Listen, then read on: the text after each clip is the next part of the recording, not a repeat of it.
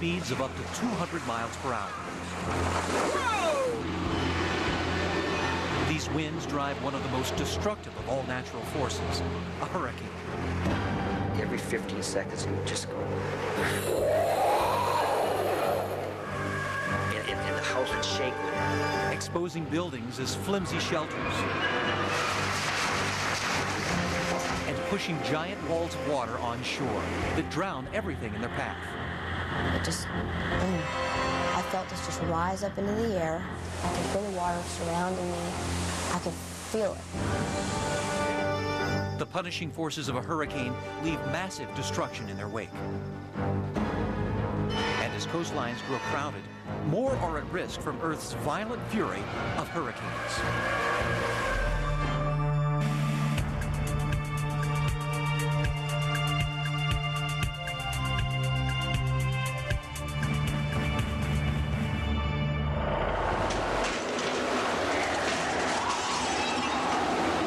There's a special horror to hurricanes.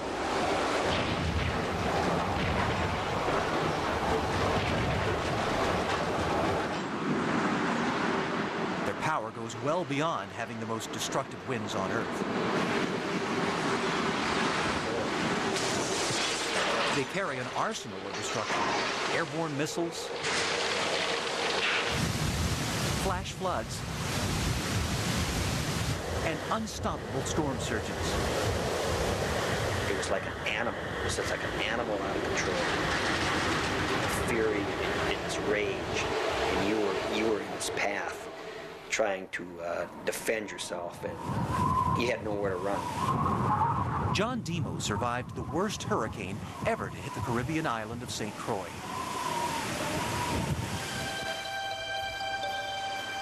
People prefer to think of the Virgin Islands as paradise. Bountiful sunshine and warm ocean waters create delightful tropical breezes. But these are the conditions that can also spin into deadly storms, according to hurricane expert Bob Sheets. The tropics are always conditionally unstable. It's warm, it's humid. Get something to start, some cloud to grow for whatever it is. Get that to start to be organized and concentrated. You end up with a tropical storm or hurricane. As moist air rises in the tropics, a storm cloud may form. Given a spin from the rotating Earth, the intensifying storm turns like a giant pinwheel. If conditions are right, the storm builds in strength, turning faster in a tightening spiral. When the wind rises above 74 miles an hour, a hurricane is born. 6 miles high and hundreds of miles across. In September 1989, at the U.S. National Hurricane Center, Dr. Sheets determines that a major storm is brewing in the Caribbean.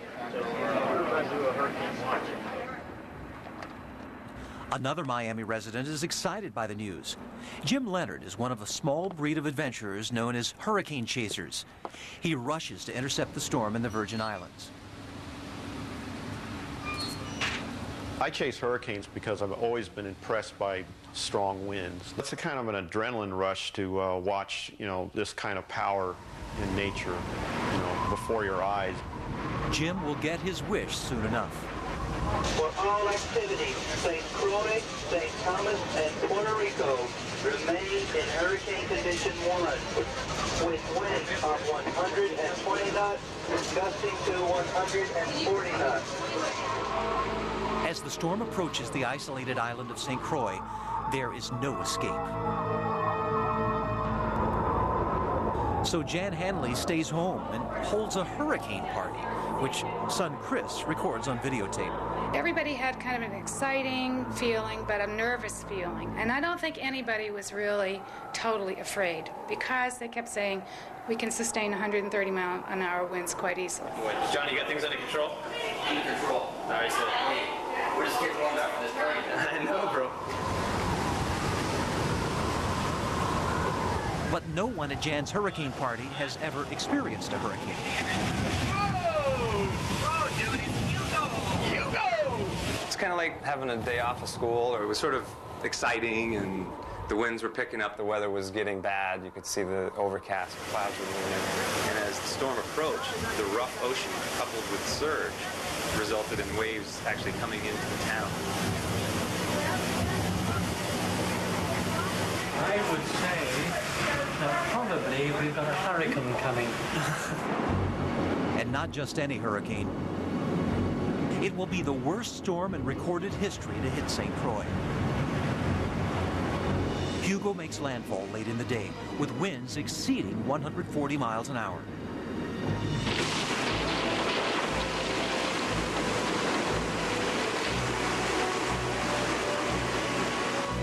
When the power goes out, the party continues by candlelight, while the wind builds, shaking the house with ever-increasing force. John Demo has never experienced anything like this. Every 15 seconds, it would just go. And the house would shake with that. And every 15 seconds, this is what would happen. And it was like a howling animal. We could feel the force of the wind was vibrating the structure of the house. All of a sudden, the shutters that we had secured to the outside, the windows and doors on the house, one of them ripped off. My first thought was, well, let's support this glass. 2 or 3 of us pushed against it. And we were holding it for probably a good half an hour when all of a sudden the kitchen window blew in. As if someone had taken a shotgun and just blown out the kitchen window. When the windows begin to explode one by one, the guests crowd into the bedroom, their last hope. It was just a matter of total fright. I think everybody in that room thought they were going to die. While Jan and her guests pray their shelter will hold. On nearby Puerto Rico, storm chaser Jim Leonard is getting more than he bargained for.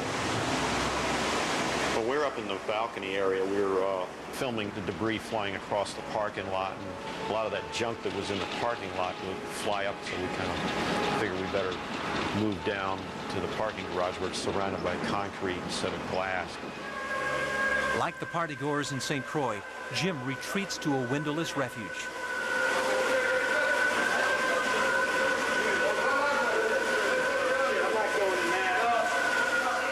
Hugo howls at them through the concrete walls. It is so awesome, and it's a very eerie sound, and it's loud, and it goes on for hours and hours. You feel like you're trapped by it. I can see how some people feel like it's the end of the world. You know, they have no way out of that.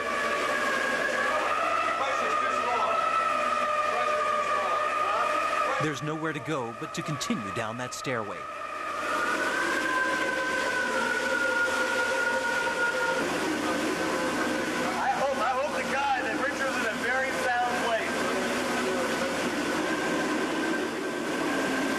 Hurricane chasers find refuge behind concrete. But what a world they see outside. Oh, I've always thought how vulnerable we are, how fragile human life is against the element of nature, especially after I've watched something like that.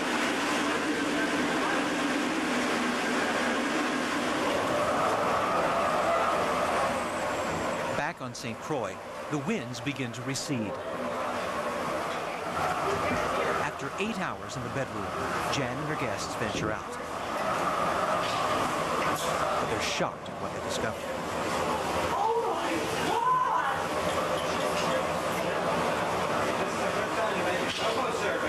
It was like a bomb. I mean, it's just like somebody let a bomb off.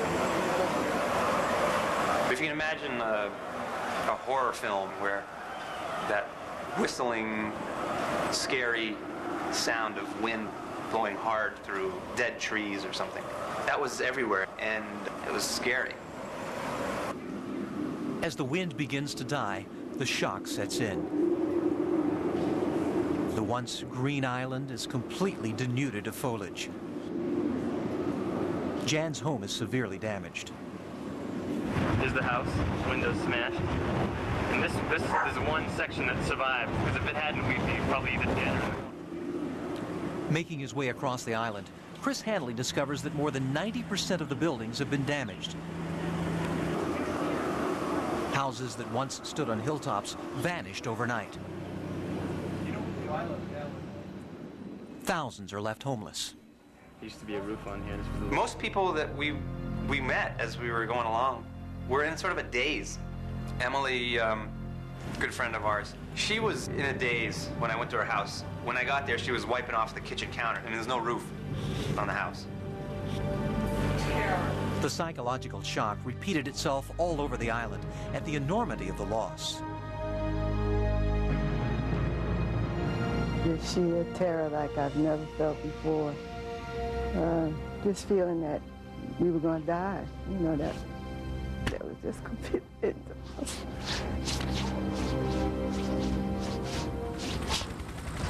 With the government overwhelmed, looters run rampant.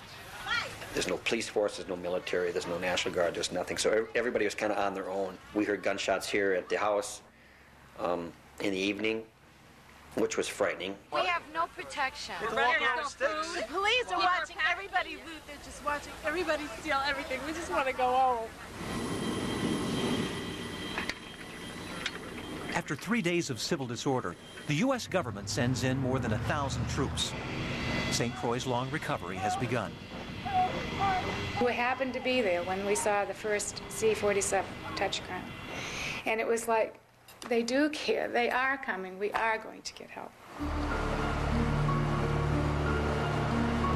But many residents lived without roofs, power, or phones for months.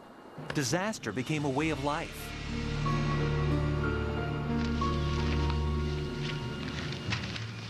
In the 5 years after Hugo, 3 more hurricanes swept St. Croix. While some residents have abandoned the island, most have stayed. Jan Handley has rebuilt her house, and John Demo is building one for his family out of concrete. Living here in St. Croix, in Hurricane Alley, it takes away that security. And yet we live here and love it. It's a very strange thing to deal with. But the U.S. Virgin Islands aren't the only target of Caribbean storms as hurricane disaster heads for the U.S. mainland.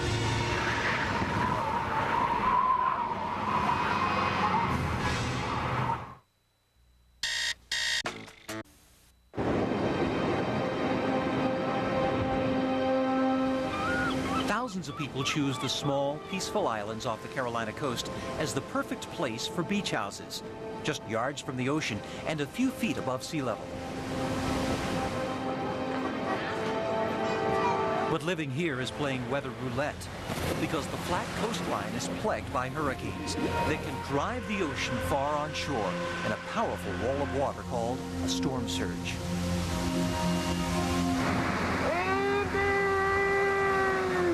Whenever you see large loss of life in hurricanes around the world, tropical storms, hurricanes, tropical cyclones, typhoons, they're all the same thing around the world. It's always from water, the rising waters in general. These rising coastal waters are the result of powerful cyclonic winds that push a massive swell of water on shore. While it's high-velocity winds that make the headlines, it's storm surge that's the unexpected killer. Had families actually coming down to take a look at the storm. It might look very spectacular, but I really suggest that you stay at home and watch these pictures on television. We're very carefully keeping an eye on the storm surge as it comes up.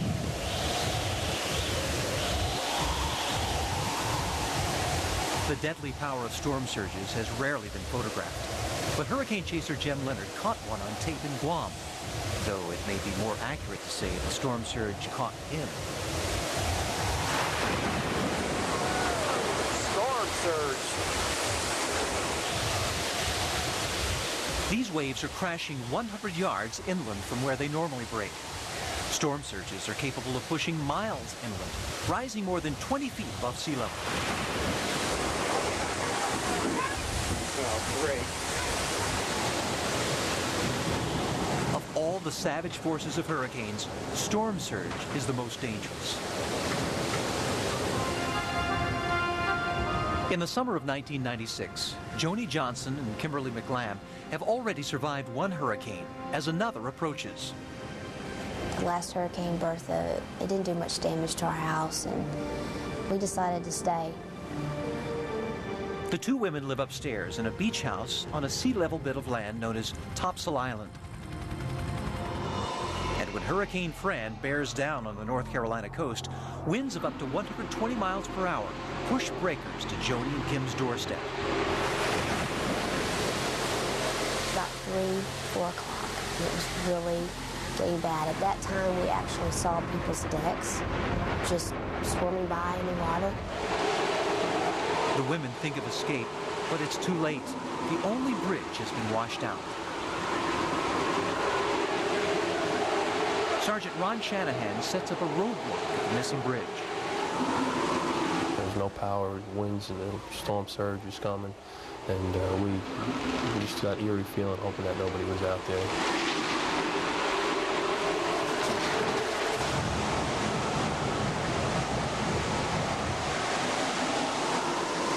And then the noises started to happen, I guess about 6 o'clock. The first noise I heard just scared me. I thought, what in the world is that? It's the sound of waves surging through the first floor of the house as the two women huddle upstairs.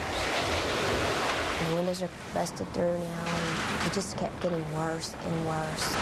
And finally, around 8 o'clock, it actually felt like the house was just barely even hanging on. I was thinking, gosh, we're really close to death, because we knew that other houses and other things were going on into the water. A deadly storm surge is hammering Topsail Island. At that time, the noise was getting worse and worse. It was just within seconds, just boom. And I felt this just rise up into the air. The storm surge lifts the house and tips it sideways. I could feel the water surrounding me. I could feel it. I was scared to death. I thought I was going to just slide on in. In the growing darkness, the two women leap from a window into seawater up to their chests. We latched each other's arms. The wind was over 100 miles an hour at this moment. And we fell. We lost each other 2 or 3 times trying to get across the debris. Joni and Kimberly crawl through a broken window into a neighboring beach house, only to find it swaying dangerously on its stilts. So we got into the bathtub, we pulled the mattress over our heads. The noise of the storm out there, it was just, it continued on. It seemed never ending. Joni and Kimberly are cut off from any hope of rescue. Chief Jones advised me that there was 2 young ladies that had called in stating that the waves were coming over their residence and they needed help. He stated to me to try to get some sleep, and it was impossible for me to get sleep, thinking what we were going to face in the morning. We were going to face 2 fatalities, these 2 young ladies. Dawn brings a numbing portrait of Fran's power.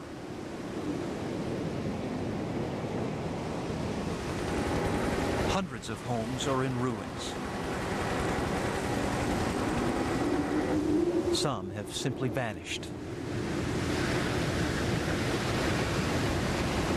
We weren't really expecting to find any survivors. It took us probably about an hour and a half to walk a mile and a half. Again, we were in the water up to our knees. Sand was flying everywhere. And I started blowing my police whistle, hoping these 2 girls would hear it.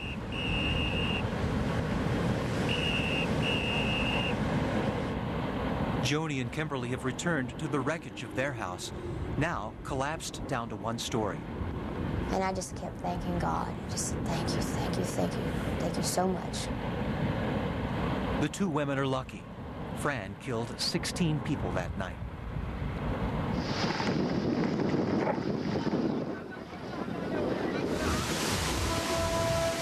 Storm surge can engulf any coastline in the hurricane-prone area.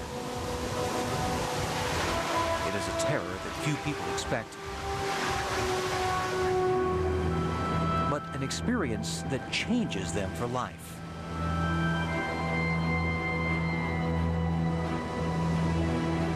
Fran to me means a very scary situation. It gives me chills to even think about it. As Joni says, it's a monster. Now we're just picking up the pieces and trying to go forward. Evacuation prevented a greater loss of life in Hurricane Fran, but the lost homes and dislocated lives will haunt the region for years to come. Is there no way to prevent this level of destruction? The day after Fran, experts head out to look for answers in the wreckage of the devastated North Carolina coastline.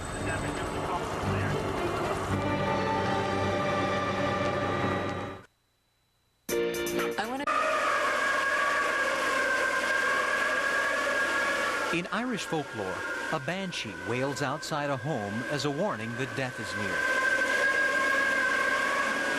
Along tropical coastlines, a howling wind announces the arrival of a very real deadly force, a hurricane.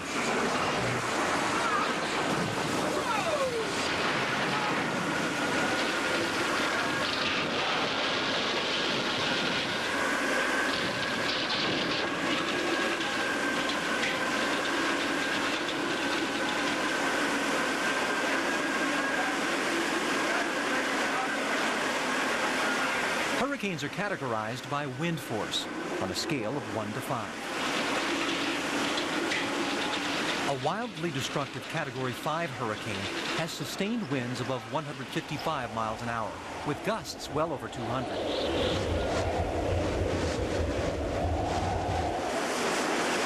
Only 3 Category 5 hurricanes have hit the United States in the past century. Among the most destructive was Camille in 1969, striking Mississippi with a 25-foot-high storm surge. By the end, 256 people were killed. Survivors are left in shock at the wind's destructive force. A Category 3 hurricane exacts a terrible toll. It's the morning after Hurricane Fran ripped across the North Carolina coast.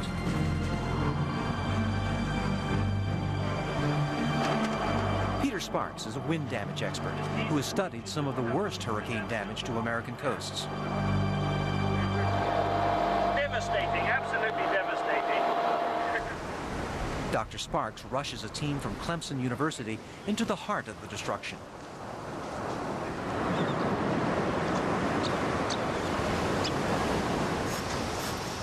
In Wilmington, they inspect a motel that lost its roof, like so many older building designs.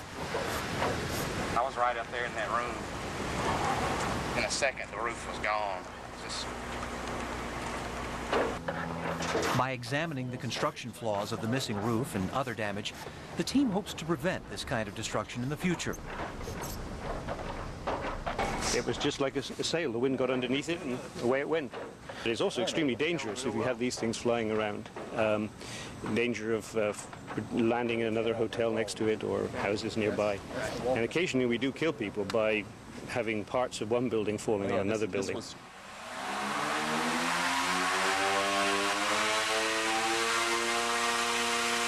In a wind tunnel laboratory at Clemson University, the team recreates wind damage to actual buildings.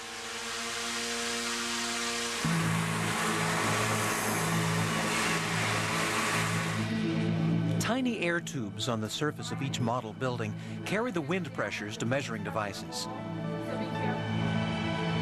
Smoke reveals the wind flow patterns, while crossed laser beams measure the wind velocities. It's a race against time to construct better buildings before the next great disaster. A model of downtown Houston helps engineers observe the chaotic wind forces that push and swirl between large buildings, just as the real-life skyscrapers of Houston were pummeled by Hurricane Alicia in 1983. You can get high wind speeds between buildings, and because of those high wind speeds you can get high suction. It's extremely dangerous to have large panes of glass coming out 30, 40, 50 stories above the sidewalk, landing in the street below. If there's a lesson, it's to prepare for the worst, because the worst can happen. And Peter Sparks witnessed the worst in his study of Hurricane Andrew, in which a Category 5 hurricane hit a heavily populated area in South Florida. Hurricane Andrew was probably the most extensive example of wind damage that we have seen in any industrialized country. The damaging winds begin the afternoon of August 24, 1992, as Andrew bears down on the Florida coastline, barely missing Miami. But cutting across South Florida like a buzzsaw, with gusting winds clocked at 175 miles per hour. Like most hurricanes, it generates its most powerful gusts after making landfall. That's because the rougher surfaces of the land create greater wind turbulence. It's a destructive scenario.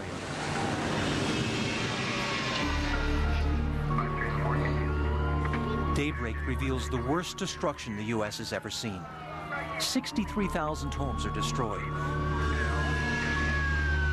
Emergency services are stretched to the limit. The storm has left 26 people dead and hundreds more injured. Like me, I'm homeless completely. I don't have anything. I mean, nothing. Completely nothing. So I don't know what I'm going to do.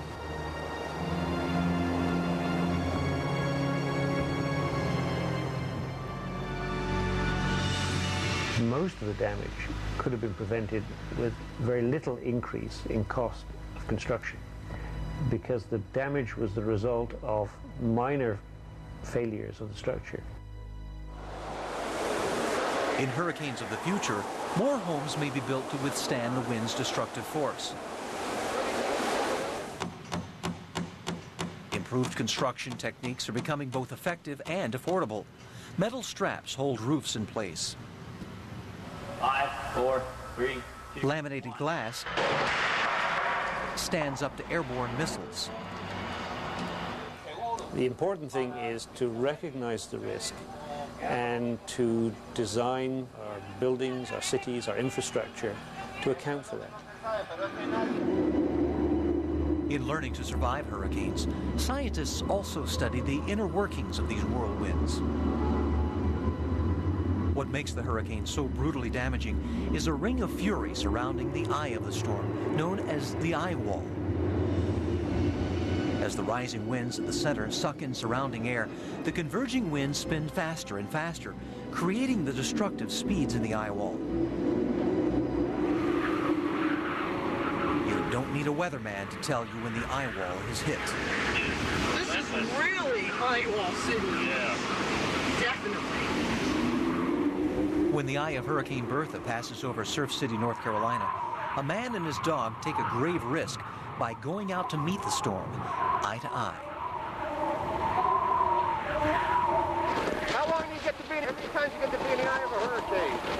There it is, right up in it. Staring up a shaft 30,000 feet high, a patch of clear sky shines like a glimpse of heaven. Human and hurricane meet for a few precious minutes. The eye's closing in. I think we're about to get in the second half.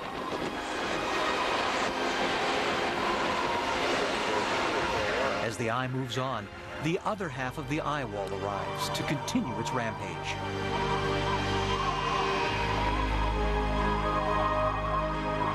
But the biggest monsters are born in the Pacific Ocean, and one is headed for Hawaii. It's all about the O.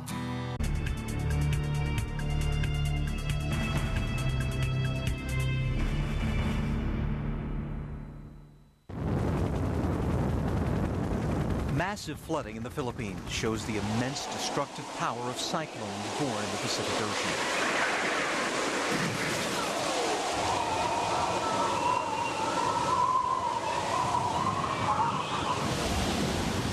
Traditionally known as typhoons in the western half of the Pacific and hurricanes in the eastern half. These are some of the largest storm systems on the planet. Bumping into few land masses to slow their growth, these enormous whirlwinds can become sea monsters 1,000 miles across. Massive, even from space. Endeavor, we're hanging onto our chairs. This is the way to see hurricanes. Well, we hope you're high enough that you're going to pass over it. The rainfall of typhoons is legendary. Reunion Island in the Indian Ocean was once hit with 19 feet of rainfall over 9 days. They also put muscle behind ocean waves. A typhoon off Tahiti sent these sea swells 4,000 miles across the Pacific, powerful enough to chase these California surfers out of the water. When it's calm, the Pacific attracts those who seek an island way of life. But there's a price to living here. On the Hawaiian island of Kauai, weather conditions create a tropical paradise. But every so often, the weather goes awry, as Shannon Kay discovered. The first day of the hurricane, the weather was pretty nice. It was actually very beautiful. And then it started getting pretty cloudy and dark and luminous. A Category 4 hurricane called Iniki is brewing in the Pacific in August of 1992. On another part of the island, Tony Wickman wants his family off the island, but there's no time. When we heard the hurricane was a 4, we started panicking, and we ran outside, gathered some wood to board up the windows, and that was about all we could do. The hurricane makes landfall in the afternoon. Shannon Kay and her family are stranded in their home. You could hear the roof shaking and everything rattling, and it did not sound like we should be inside. We went back and sat in the truck, and you could see my roof lifting up off of the top of the house and flopping up and down in the wind. My mom was yelling at me because I was up, and she wanted me to stay down, duck down in the truck. But that was the weirdest thing, seeing everybody's roofs flying down the street and all their memories.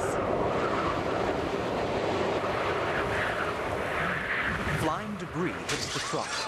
They decide to escape, but that means driving through the hurricane. We had feelings of dying, and because we had watched the news the night before of Florida getting hit by Hurricane Andrew and saw the houses that were flattened and leveled, and the people that stayed behind lost their lives. The family spends 5 agonizing hours in the truck as gusts reach 175 miles an hour. You could not hear anything else. You can hear yourself breathing or talking. You couldn't hear anyone asking you anything unless it was a full yell with eye contact. It was that loud. Tony leads his family to a downstairs studio off the main house, a decision that saves their lives as the top floor loses its roof.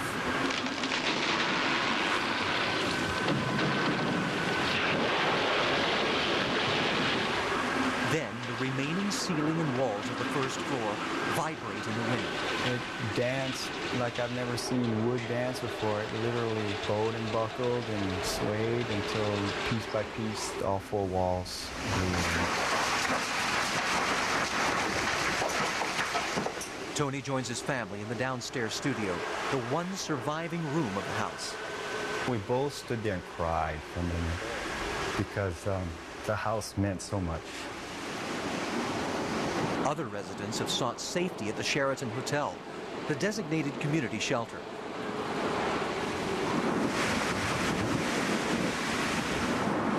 But even here, they find themselves trapped in the terror of Iniki.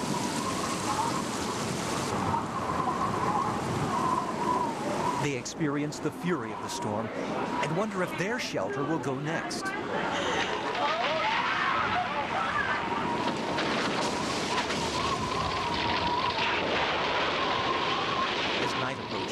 There is no safe haven from Iniki.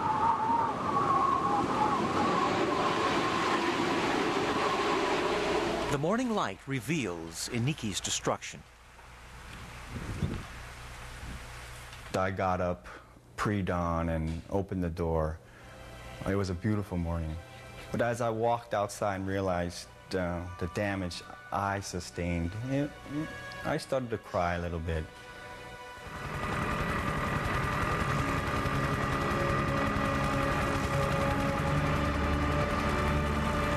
Hawaii has had its share of vicious storms, but none was more destructive than this. Nearly every building on the island suffered damage. One man was killed by flying debris. 2 fishermen died at sea.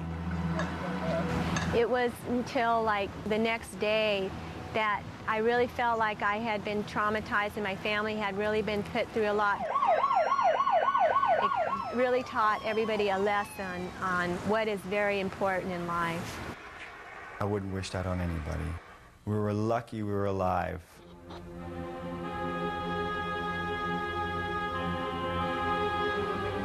A hurricane creates indelible memories. For many survivors, the aftermath brings lingering fears to the surface. If they came to my door and knocked and asked if I needed help, I would immediately start crying.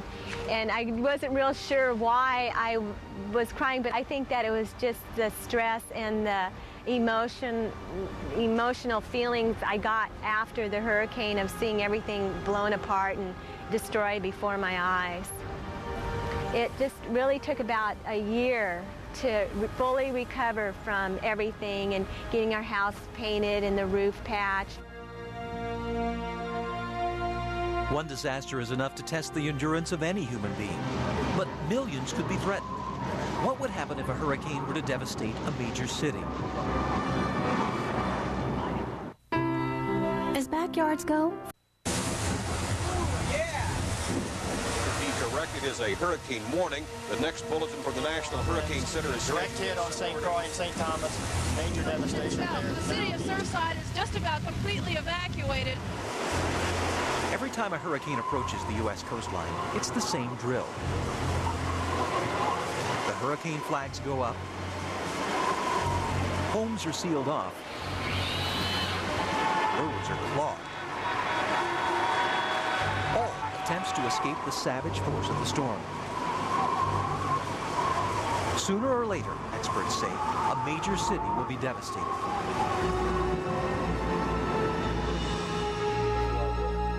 Bob Sheets has studied the worst-case scenario for New Orleans.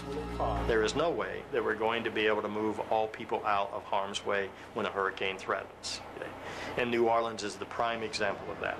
The studies have shown that to evacuate the city of New Orleans, which lies below sea level, surrounded by water, would take somewhere around 80 hours. Picture a Category 4 hurricane approaching New Orleans. There's a 48-hour advance warning that results in jammed evacuation routes. But many don't heed the warning until it's too late. They are trapped as the hurricane hits. Storm surge raises the Mississippi Delta 15 feet. The entire city is flooded. Power and communications are cut off. The chaos causes civil disturbances. And the death toll could be staggering. It may not be New Orleans. Florida's Gulf Coast population is packed like sardines from Tampa to the Everglades. It's realistic to think that in the next 20, 30 years, Florida is going to see hurricane destruction like it's never previously seen. It's almost a classic of a storm system, isn't it? Dr. William Gray is one of the world's leading experts on hurricane prediction. Using geological evidence and other things, we've been able to reconstruct in the past that there are these natural cycles that go 20, 30 years of more active seasons and 20, 30 years of inactive seasons. Dr. Gray sees evidence of an upswing in hurricane activity. It's a very ominous forecast to have because We're undoubtedly going to see hurricane damage much greater than we've ever previously seen it, because there's been such a buildup of people and property values along the southeast coast since the last active period. Viewed at night from space, the continents are edged in bright light, revealing dense coastal populations across the globe, from Hong Kong to Cancun. I believe hurricanes are the greatest natural threat facing us, more than earthquakes, more than floods, more than tornadoes, and these other natural phenomena that do damage. Choosing to face hurricane winds is foolhardy, but sometimes there is no choice. One of the things that I tried to push as director of the National Hurricane Center was what I called a last resort refuge plan. And basically that last resort refuge plan says, get as many people out as you can possibly get out. But understand, there are going to be times when you're not going to get everybody out. We must have homes that people can stay in before, during, and after the hurricane. For now, abandoning an area in the path of a hurricane is an American's best recourse. Millions of coastal residents around the world may someday face their own Andrew or Hugo or Fran.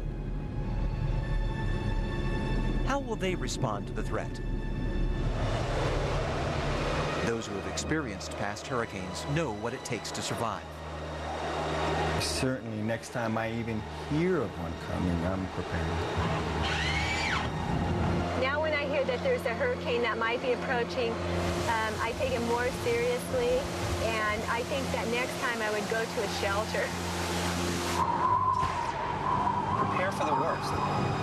Imagine that your house is going to blow away, and prepare it that way.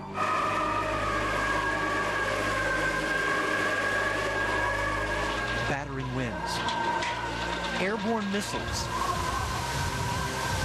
storm surge. The Earth's fury returns every hurricane season. It's a threat many live with. A threat many will struggle to survive.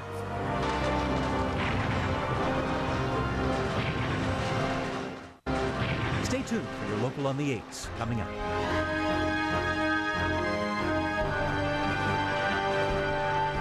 Lightning hotter than the sun, hail the size of baseballs, and that's just the start. Supercell, Part 2 of Storm Week. Experience the world's most powerful storms tomorrow night at 8 Eastern and Pacific, only on the Weather Channel.